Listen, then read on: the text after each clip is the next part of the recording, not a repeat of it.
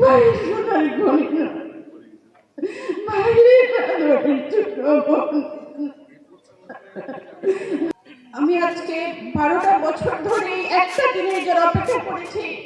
মহান আল্লাহর কাছে আমি বারবার মিনতি করে বলেছি, আল্লাহ তুমি আমাকে একটা দিন একটা মিনিটের একটু সুযোগ করে দিও। জনাব তারেক রহমান স্যারের সাথে আমি কিছু কথা বলবো। আমার ভাই মোহাম্মদ মাজহারুল ইসলাম রাসেল, সে জগন্নাথ বিশ্ববিদ্যালয়ের ছাত্র দলের নেতা ছিলেন। 2013 সালে 4 ডিসেম্বর বসুন্ধরা আবাসিক এলাকা থেকে সুমন ভাইয়ের সাথে গুম হয়ে যায়। সে শুধু তার নেতাকে বাঁচাতে চেয়েছিল। ওকে যখন মেটাল রড দিয়ে পিটাতে মাটিতে ফেলে দিচ্ছিল, বলতেছিল সুমন কোনটা বল, সুমন কোনটা বল।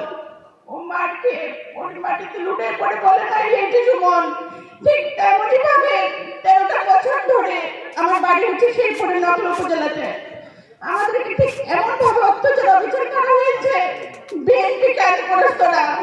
আমরা বিএনপি ছাড়ি নাই, আমরা ছেড়ে যাই নাই। আমার দুই ভাই এক বোন। আমি শুধু একটা কথাই কানে বাজে, আমি যখন ছোট ছিলাম আমার ভাইয়ের সাথে আমার এতটা খুনসুটির একটা সম্পর্ক ছিল। আমি রাগ করলেও বলতো বাবার চোখের মনি নয়, মায়ের সোনার গয়না, মায়ের আদরের ছোট বোন।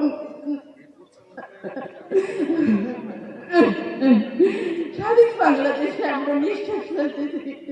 আমি শুধু সেই দিনটার অপেক্ষায় আছি।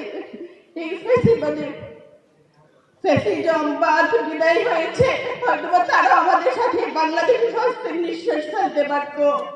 কত স্বপ্ন ছিল তাদের। হাজারো জনতার উচ্ছ্বাসে তারা একাত্মতা প্রকাশ করত।